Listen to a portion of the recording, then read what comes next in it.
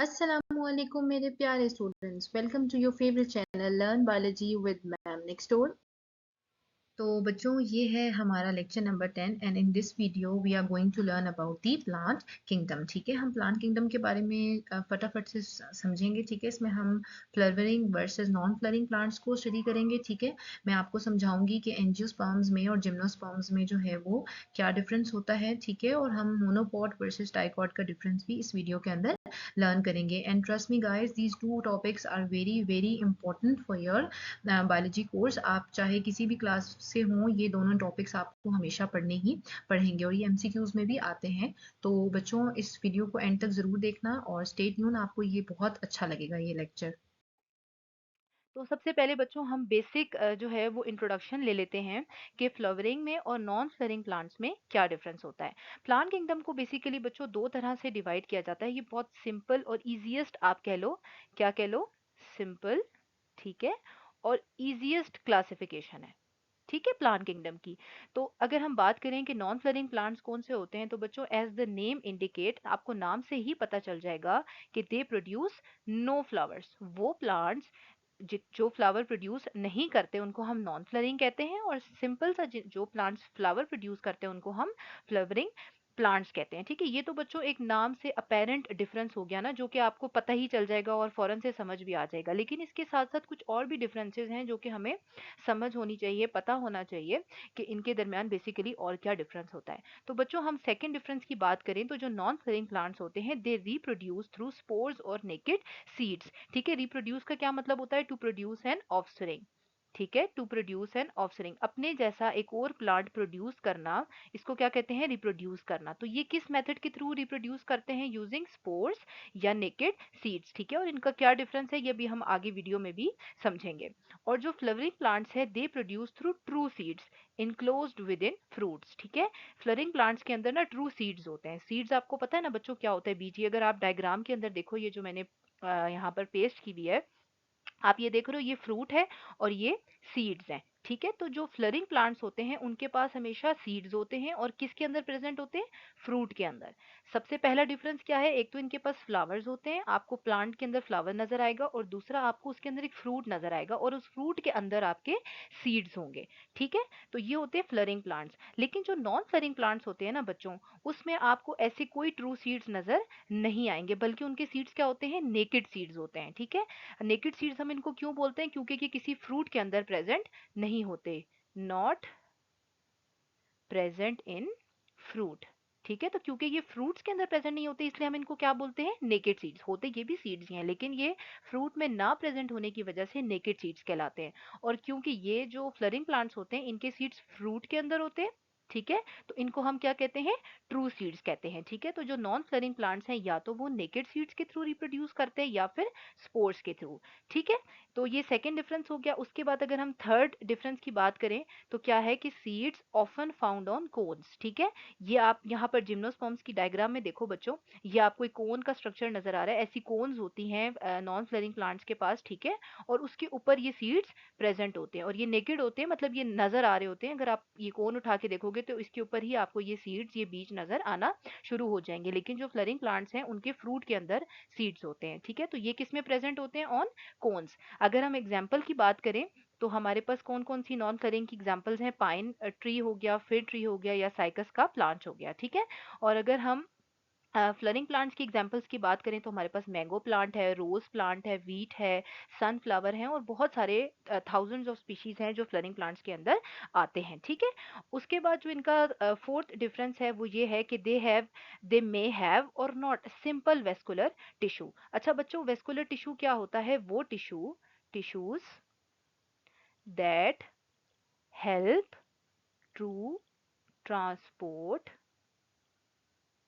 food and water। ठीक है, वो टिश्यूज जो प्लांट को फूड और वाटर ट्रांसपोर्ट करने में हेल्प करते हैं उनको हम क्या बोलते हैं? Vascular tissues. ठीक है बच्चों, तो जो नॉन फ्लरिंग प्लांट्स है ना, वहां आपको बहुत सिंपल से वेस्कुलर टिश्यूज नजर आएंगे, और किसी के पास तो वेस्कुलर टिश्यूज होंगे ही नहीं। ठीक है, मे हैव और नॉट सिंपल वेस्कुलर टिश्यूज।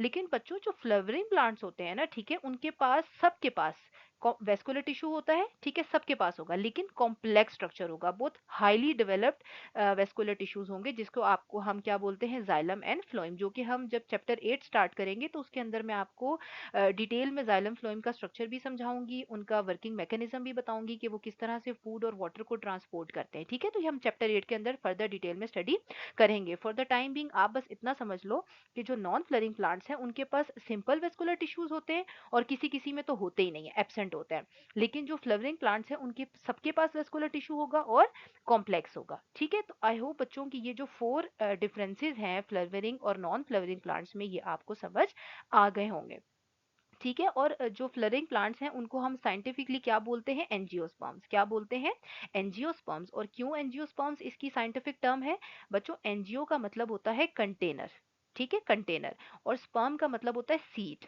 ठीक है। ये वो ह्यूमन स्पर्म नहीं है, इससे कंफ्यूज नहीं होना, प्लांट्स में जब हम स्पर्म की बात करते हैं तो वो सीड की बात हो रही होती है, ठीक है।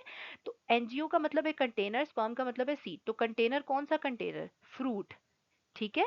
तो यहाँ पर क्योंकि फ्रूट के अंदर सीड होती है इसलिए हम इसको एंजियोस्पर्म्स कहते हैं, कि ऐसे सीड्स जो किसी कंटेनर में, जो किसी फ्रूट के अंदर प्रेजेंट होंगे, उस प्लांट्स को हम क्या बोलेंगे, एंजियोस्पर्म्स। तो एंजियोस्पर्म्स क्या है बच्चों, साइंटिफिक टर्म है, कॉमनली हम क्या बोलेंगे, ये कॉमन टर्म है कि कॉमनली आप उसको क्या बोलोगे, फ्लावरिंग प्लांट्स, ठीक है। लेकिन अगर आप साइंटिफिकली कहोगे तो फ्लावरिंग प्लांट्स को हम क्या बोलते हैं, एंजियोस्पर्म्स, ठीक है। और जो नॉन फ्लरिंग प्लांट्स हैं इनको हम ज्यादातर, इसके अंदर आपको बच्चों भी मैं नेक्स्ट स्लाइड में बताती हूँ, 3 to 4 टाइप्स होती हैं, ठीक है। तो वैसे इनको हम जिम्नोस्पर्म भी कहते हैं, ठीक है, और क्रिप्टोग्राम भी कहते हैं, ये अभी हम नेक्स्ट स्लाइड में देखते हैं, ठीक है। तो फ्लवरिंग प्लांट्स को हम एंजियोस्पर्म कहते हैं, नॉन फ्लरिंग को हम जिम्नोस्पर्म्स कहते हैं। तो आई होप बच्चों के आपको जो नॉन फ्लवरिंग और फ्लवरिंग में जो डिफरेंसेस हैं, 3 to 4 मेजर डिफरेंसेस, वो समझ आ गए होंगे, ठीक है बच्चों। अब आ जाते हैं किंगडम प्लांटी की क्लासिफिकेशन पर, ठीक है। जैसे कि अभी मैंने आपको बताया कि जो फ्लवरिंग प्लांट्स हैं उनको हम एंजियोस्पर्म्स कहते हैं, और जो नॉन फ्लवरिंग प्लांट्स हैं उनके फिर आगे 3 डिवीजन्स हैं। तो बच्चों ये बहुत इंपॉर्टेंट फ्लो चार्ट है, आई रिपीट ये बहुत ज़्यादा इंपॉर्टेंट है, इसका आप स्क्रीनशॉट ले लें, ठीक है। इससे पहले कि मैं इस पर लिखना शुरू करूँ तो ये एक नीट सी जो है वो लुक आ रही है, तो आप इसका स्क्रीनशॉट ले सकते हैं। और आई एम 100% श्योर कि आप लाइफ में कहीं पर भी जब किंगडम प्लांटी को स्टडी कर रहे होंगे अपनी हायर स्टडीज़ में भी, या इवन एग्जाम्स की भी तैयारी करेंगे ना, तो ये आपको बहुत हेल्प करेगा ये फ्लो चार्ट, ठीक है। तो बच्चों फ्लावरिंग प्लांट्स को हम एंजियोस्पर्म्स बोलते हैं, और इसको हम 2 सब डिविजन्स में डिवाइड करते हैं, एक हम इसको डिवाइड करते हैं मोनोकॉट में, और एक हम इसे डिवाइड करते हैं डाइकॉट्स में, ठीक है। मोनोकॉट्स कौन से होते हैं, वो सीड्स जिनके अंदर आपको एक ही लीफ नजर आएगा, इनक्लोज सीड्स होंगे। सीड्स किसके अंदर प्रेजेंट होंगे, फ्लावरिंग प्लांट्स के, फ्रूट्स के अंदर। मैं चीजें बच्चों साथ साथ इसलिए रिपीट करती हूँ ताकि आपको वीडियो के दौरान ही चीजें रिमेंबर हो जाएं और याद हो जाएं, ठीक है। वरना आपको बार बार वीडियो प्ले करके चीजों को रिमेंबर करना पड़ता है, रिवाइज करना पड़ता है, तो साथ साथ बताने से थोड़ी वीडियो लंबी हो जाती है, लेकिन बच्चों आपको फिर चीजें जो हैं वो साथ साथ याद रहती हैं, ठीक है। तो फ्लावरिंग प्लांट्स में जो सीड्स होते हैं वो किसके अंदर होते हैं बच्चों, फ्रूट्स के अंदर होते हैं। तो अगर सीड के अंदर एक लीफ प्रेजेंट होगा तो हम उसे क्या कहेंगे, मोनोकॉट।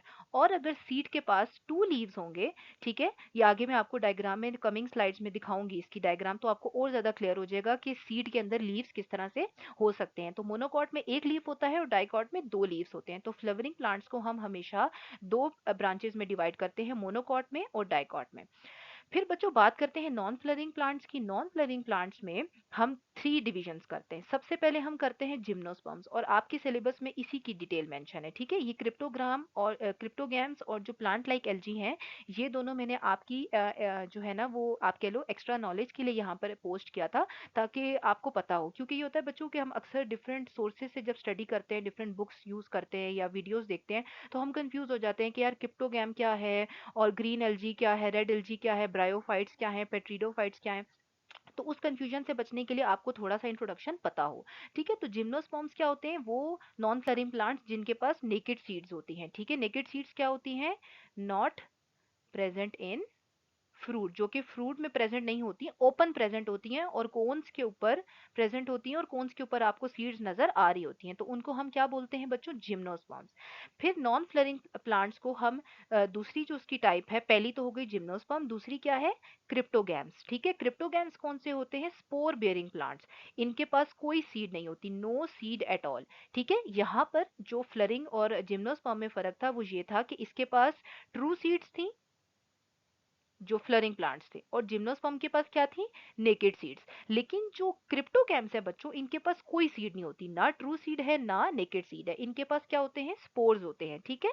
और फिर ये फर्दर दो तरह के होते हैं, पेट्रिडोफाइट्स जिनको हम कॉमनली फर्न्स बोलते हैं, ठीक है, और ब्रायोफाइट्स जिनको हम कॉमनली मोसिस बोलते हैं। मोसिस की साइंटिफिक टर्म क्या है? ब्रायोफाइट्स। ये आपको पता होनी चाहिए बच्चों, ये एमसीक्यूज के लिए बहुत ज्यादा इंपॉर्टेंट है। और फर्न्स की जो साइंटिफिक टर्म है उसे क्या बोलते हैं? पेट्रिडोफाइट्स। तो अगर वो पेट्रिडोफाइट्स कहें तब भी आप समझ जाओ कि वो फर्न्स की बात कर रहे हैं, और अगर ब्रायोफाइट्स आए तो आप समझ जाओ कि मोसिस की बात हो रही है, ठीक है। तो क्रिप्टोगैम्स जो है वो दो तरह के हैं, इन दोनों के पास स्पोर्स हैं, लेकिन इनके पास जो पेट्रिडोफाइट्स हैं इनके पास सिंपल वेस्कुलर टिश्यू होता है, और जो ब्रायोफाइट्स होते हैं इनके पास कोई वेस्कुलर टिश्यू प्रेजेंट नहीं होता। इनके पास अदर मैकेनिज्म्स होते हैं फूड और वाटर को ट्रांसपोर्ट करने के लिए, ठीक है। तो जिम्नोस्पर्म्स वो हो गए जिनके पास नेकेड सीड्स हैं, और क्रिप्टोगैम्स वो हैं जिनके पास स्पोर्स हैं, सीड्स नहीं है। और अगर वेस्कुलर टिश्यू सिंपल है तो वो पेट्रिडोफाइट्स हैं, और अगर वेस्कुलर टिश्यू एब्सेंट है तो वो क्या है? ब्रायोफाइट्स। आई होप ये आपको क्रिप्टोगैम्स की जो डिवीजन है बच्चों ये समझ आ गई होगी, और ये सारे दोनों के दोनों नॉन फ्लरिंग प्लांट्स की ही सब डिविजन्स हैं, ठीक है बच्चों। फिर कुछ नॉन फ्लरिंग प्लांट्स ना, अच्छा बच्चों ये बहुत इंपॉर्टेंट पॉइंट है, इसे लाजमी समझना, अगर जरा सी भी आपकी अटेंशन इधर उधर हो गई तो ये पॉइंट आपको समझ नहीं आएगा, और ये बहुत बड़ी कंफ्यूजन आपको कॉज कर देगा। कुछ नॉन फ्लरिंग प्लांट्स बच्चों जो है ना वो एलजी की तरह है। क्या है? एलजी की तरह है। प्लांट्स लाइक एलजी, ये बहुत सिंपलेस्ट प्लांट्स हैं, ठीक है, बहुत सिंपल हैं। ये जिम्नोस्पर्म्स और एंजियोस्पर्म्स की तरह या क्रिप्टोगैम्स की तरह बहुत ज़्यादा डेवलप नहीं होते, बहुत सिंपल प्लांट्स होते हैं, प्लांट लाइक ऑर्गेनिजम्स होते हैं। लेकिन इसके अंदर ना तो आपको कोई सीड नजर आएगी, no seeds, no spores and no vascular tissue. ना आपको इनके अंदर वेस्कुलर टिश्यू नजर आएगा, ना आपको इनके अंदर स्पोर्स नजर आएंगे, लेकिन आपको इनके अंदर कोई सीड भी नजर नहीं आएगा। लेकिन फिर भी हम इनको प्लांट्स की तरह ही क्लासिफाई करते हैं, क्यों? क्योंकि बच्चों जो इनका सेल स्ट्रक्चर है, पहली बात इनका सेल स्ट्रक्चर वो प्लांट सेल्स की तरह है, ठीक है, इनके जो सेल्स हैं वो प्लांट सेल्स की तरह है, और इनके पास क्लोरोफिल प्रेजेंट होता है। क्या होता है? क्लोरोफिल, जो कि आपको प्लांट सेल्स के अंदर नजर आता है। इसलिए हम इन ऑर्गेनिजम्स को भी नॉन फ्लरिंग प्लांट्स के अंदर ही क्लासिफाई करते हैं।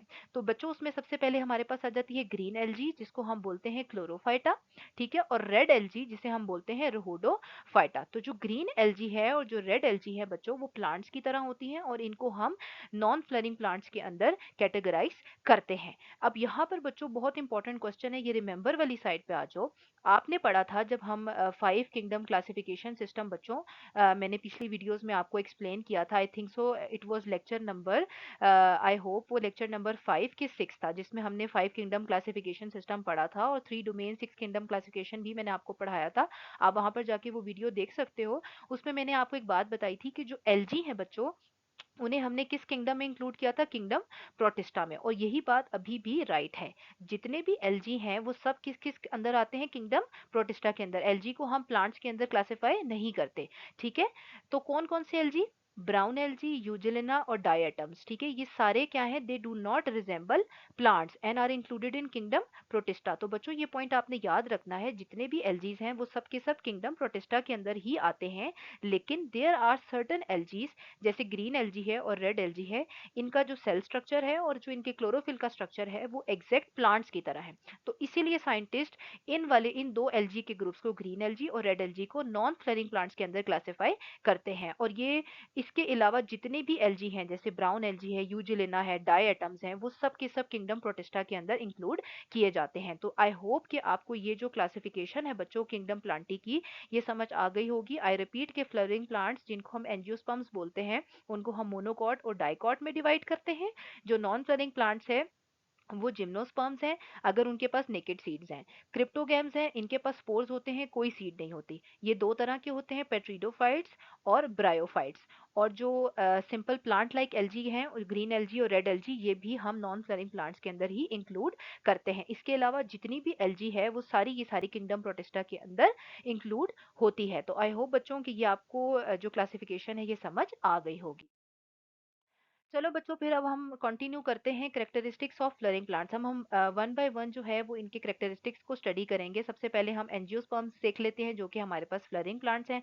सबसे पहले आपको मैंने बताया कि इनके पास फ्लावर्स होते हैं and they serve as reproductive structures. जो फ्लावर्स हैं ये इनके क्या है, रिप्रोडक्टिव स्ट्रक्चर्स हैं। ये इनको रिप्रोडक्शन में एक न्यू फ्लावर प्रोड्यूस करने में, एक न्यू फ्रूट प्रोड्यूस करने में हेल्प करते हैं। ठीक है, they attract bees and flies through their colours, shapes and scents to do pollination. ठीक है बच्चों, ये जो फर्टिलाइजेशन का कॉन्सेप्ट है ना, पोलिनेशन का, ठीक है, ये हम ना आगे चैप्टर नंबर 14 के अंदर देखेंगे। वहां पर मैं आपको डिटेल में एक्सप्लेन करूंगी कि फर्टिलाइजेशन किस तरह होती है, फिर पोलिनेशन पहले कैसे होती है, फिर फर्टिलाइजेशन कैसे होती है, सीड डिस्पर्सल होता है। तो ये हम कमिंग लेक्चर्स में भी डिस्कस करेंगे। ठीक है, फिर जो फ्लरिंग प्लांट्स हैं उनके पास सीड्स होते हैं, जो कि किसमें इंक्लूड होते हैं, इंक्लोज होते हैं फ्रूट्स के अंदर। इनके पास मैंने आपको बताया कॉम्प्लेक्स वेस्कुलर सिस्टम होता है, जाइलम एंड फ्लोएम, हम चैप्टर 8 में इसकी स्टडी करेंगे। ठीक है, जो हेल्प करता है फूड, वाटर और न्यूट्रिएंट्स को ट्रांसपोर्ट करने में। उनके पास जो लीव्स होते हैं they are broad and flat. ठीक है, बहुत ब्रॉड और फ्लैट लीव्स होते हैं।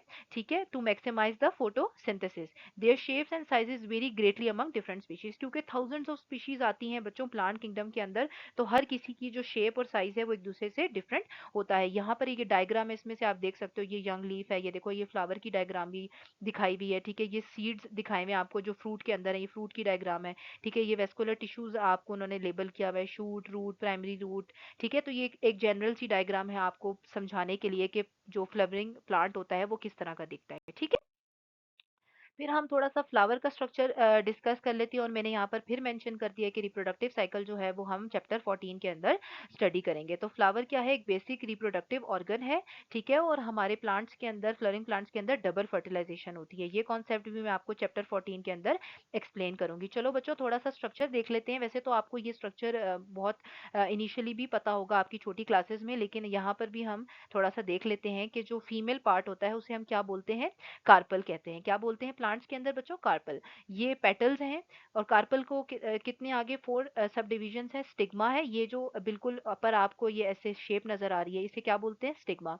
यहाँ से पोलिनेशन होती है। फिर ये जो लंबा सा elongated स्ट्रक्चर है, ये हमारे पास स्टाइल है। देन वी हैव ओवरी, ये आपको ओवरी नजर आ रही है बच्चों। फिर उसके अंदर ये ओव्यूल होता है। ठीक है, तो ये जो 4 पार्ट्स हैं ये कार्पल होता है। ठीक है, फीमेल पार्ट है। और जो स्टेमन है उसे, मेल पार्ट जो है उसे हम स्टेमन कहते हैं। ठीक है, उसके ऊपर ये जो आपको बड लाइक स्ट्रक्चर नजर आ रहा है इसे हम एंथर कहते हैं। और इसके अंदर क्या होते हैं बच्चों, एंथर के अंदर पोलन्स होते हैं, और बेसिकली ये पोलन्स ही जो है वो हमें फर्टिलाइजेशन में हेल्प करते हैं, जब हम न्यू फ्लावर और न्यू फ्रूट ने प्रोड्यूस होना होता है। और ये जो थिन लाइक स्ट्रक्चर है ये इसकी क्या है, फिलामेंट है। ठीक है, और फिर ये थैलेमस है जो कि नीचे फ्लावर का पार्ट होता है। ठीक है, तो आई होप बच्चों कि आपको ये जो एक बेसिक स्ट्रक्चर है फ्लावर का ये रिवाइज हो गया होगा, और आपको चीजें समझ आ गई होंगी कि कार्पल जो है वो फीमेल पार्ट है, स्टेमन जो है वो मेल पार्ट है। ठीक है बच्चों, फिर हम जो इसकी क्लासिफिकेशन है कि जो हम फ्लवरिंग प्लांट्स को मोनोकॉट में और डाइकॉट में डिवाइड करते हैं वो किस तरह से हुई। तो ये जो क्लासिफिकेशन है बच्चों, इसे सबसे पहले किसने पब्लिश किया था, जॉन रे इन 1682, और later by the botanist Antoine Laurent de Jussieu in 1789। और इन्होंने प्लांट्स को दो तरह में डिवाइड किया, मोनोकॉट और डाइकॉट्स में। ठीक है बच्चों, मोनोकॉट्स क्या होते हैं, having seeds with single cotyledon और एम्ब्रियोनिक लीफ। ठीक है बच्चों, जो सीड होता है ना, अभी नेक्स्ट स्लाइड में मैं आपको दिखाती हूँ, ऐसे सीड होता है ना तो उसके अंदर एक लीफ लाइक स्ट्रक्चर होता है। ठीक है, तो अगर एक लीफ होगा तो उसे हम क्या बोलेंगे, मोनोकॉटिलिडन। एम्ब्रियोनिक लीफ को कॉटिलिडन भी कहते हैं। कॉटिलिडन और एम्ब्रियोनिक लीफ एक ही चीज है। ठीक है, ये दोनों क्या है, सेम बात है। कॉटिलिडन बोलो या एम्ब्रियोनिक लीफ बोलो, एक ही बात है।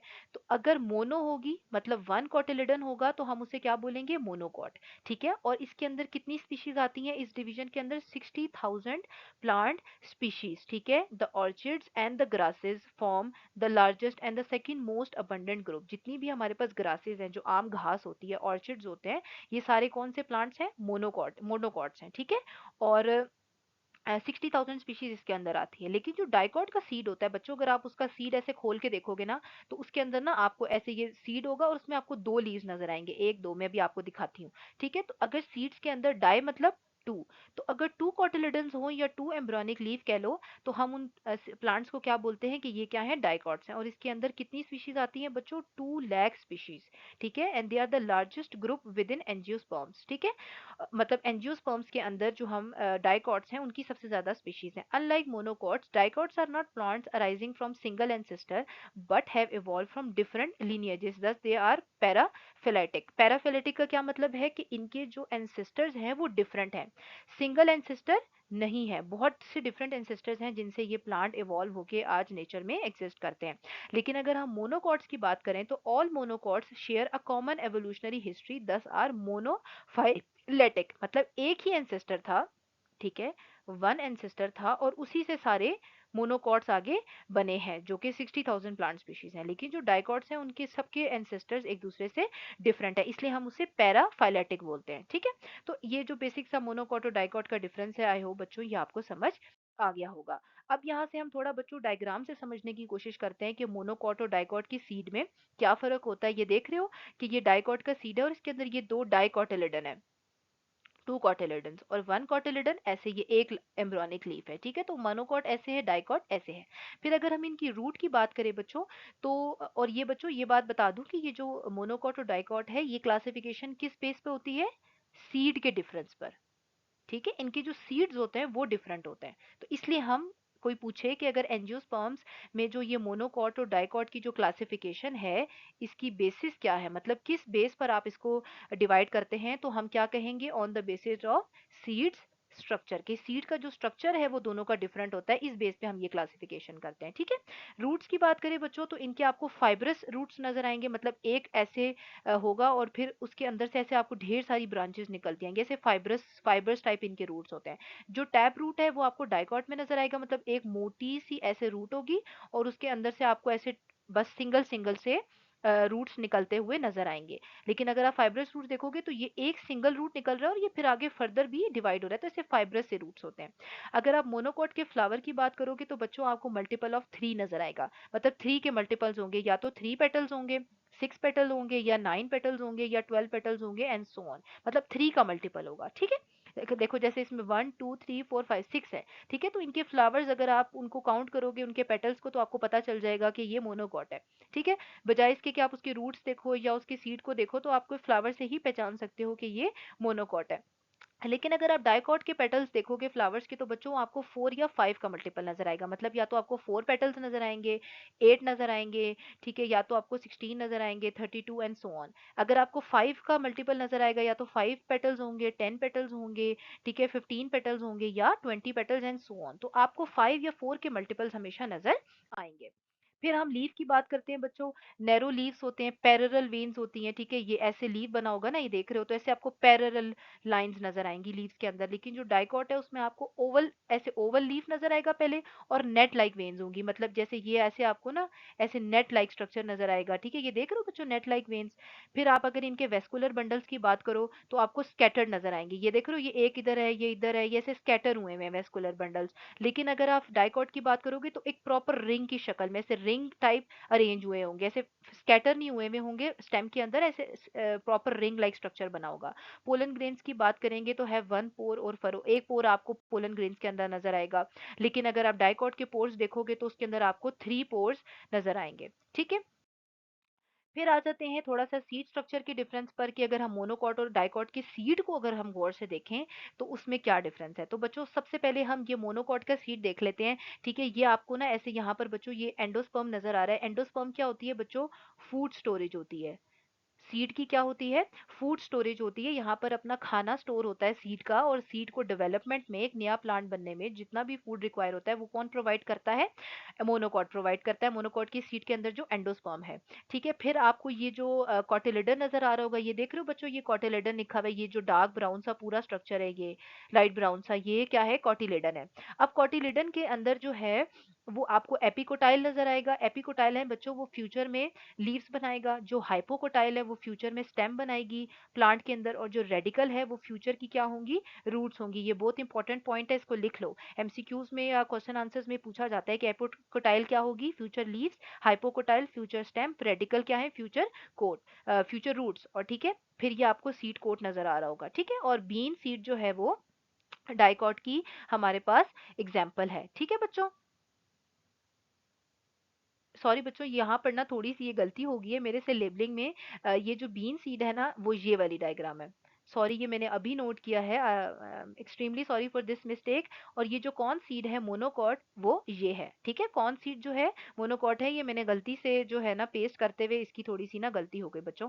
तो ये जो है मोनोकॉट है, और मोनोकॉट की क्या एग्जाम्पल होती है, कॉर्न सीड जो छल्ली है जिसे हम कहते हैं, उसकी सीड्स को अगर आप एनालाइज करोगे तो वो मोनोकॉट की बहुत अच्छी एग्जाम्पल है। ठीक है, फिर अगर हम डाइकॉट का सीड देखें ना बच्चों, तो ये देखो ये बीन सीड उसकी एग्जांपल, और ये देखो आपको दो कॉटिलेडन नजर आ रहे हैं। क्या है, दो कॉटिलेडन्स। ये एक पूरा कॉटिलेडन नजर आ रहा है और एक ये कॉटिलेडन नजर आ रहा है। दो कॉटिलेडन्स नजर आएंगे, ये इन्होंने सीड को खोल के दिखाया हुआ है। ठीक है, ये एक ही सीड है लेकिन इसको ऐसे बीच से खोल के दिखाया हुआ है, तो इसके अंदर दो कॉटिलेडन्स है। अच्छा, एंडोस्पर्म ना आपको बच्चों डाइकॉट के अंदर नजर नहीं आता। इनिशियल स्टेजेस में एंडोस्पर्म होता है, लेकिन फिर वो लेटर जो है वो सीड उसे एब्जॉर्ब कर देता है, और जो फूड है वो फिर आपको कॉटिलेडन ही प्रोवाइड करते हैं। ठीक है, और इसी तरह ये देखो आपको ये रेडिकल नजर आ रहा है जो कि फ्यूचर में क्या बनाएगा, रूट्स बनाएगा। ठीक है, और ये प्लम्यूल है। प्लम्यूल इन छोटे छोटे लीव्स को बोलते हैं जो कि एपिकोटाइल का पार्ट होते हैं। ठीक है, तो ये एपिकोटाइल और हाइपोकोटाइल है, और इसके ऊपर ये जो लीव्स है इनको हम प्लम्यूल बोलते हैं। ठीक है, तो आई होप कि आपको ये डिफरेंस जो सीड का मोनोकॉट और डाइकॉट का है ये समझ आ गया होगा। और आपको इसमें जो सीड कोट नजर आएगा बच्चों, ये बहुत थिन होता है। जो डाइकॉट होती है बहुत थिन होता है। ठीक है, और जो हमारे पास मोनोकॉट का जो सीड है ना, सीड कोट है, वो थोड़ा थिक होता है। ठीक है, तो आई होप कि ये भी आपको डिफरेंस जो है बच्चों वो समझ आ गया होगा कि सीड्स की बेसिस पे अगर हम मोनोकॉट और डाइकॉट का स्ट्रक्चर देखें तो वो किस तरह से होता है। ठीक है बच्चों, अब हमने मोनोकॉट पढ़ लिया, हमने डाइकॉट पढ़ लिया। ठीक है, अब हम बात करते हैं नॉन फ्लरिंग प्लांट्स की। ठीक है बच्चों, ये जो क्रिप्टोगैम्स है मैंने आपको पहले बताया था, और प्लांट लाइक एल्गी हैं, ये हमारे सिलेबस का पार्ट नहीं है। ठीक है, ये सिर्फ आपको जनरल नॉलेज के लिए मैंने एक्सप्लेन किया था, ताकि आपको कहीं से भी पढ़ने पर कंफ्यूजन ना हो। हम जो डिटेल में स्टडी करेंगे वो हम जिम्नोस्पर्म्स को करेंगे। तो हम कैरेक्टरिस्टिक थोड़े से देख लेते हैं बच्चों जिम्नोस्पर्म्स के, जैसे कि इनके नेकेड सीड्स होते हैं। ठीक है, क्या है यहाँ पर मैंने लिख दिया है, exposed on the scales of cones rather than been enclosed within a ovary like in angiosperms. मतलब फ्रूट्स में नहीं प्रेजेंट होते, ओवरी में नहीं होते, बल्कि कोन्स के ऊपर होते हैं, और यही इसका की डिस्टिंग्विशिंग कैरेक्टरिस्टिक है। ठीक है, यही चीज है जो कि एक जिम्नोस्पर्म को एंजियोस्पर्म से डिफरेंस करती है। यहाँ पर आप डायग्राम में देख लो बच्चों, ये मेल कोन होता है।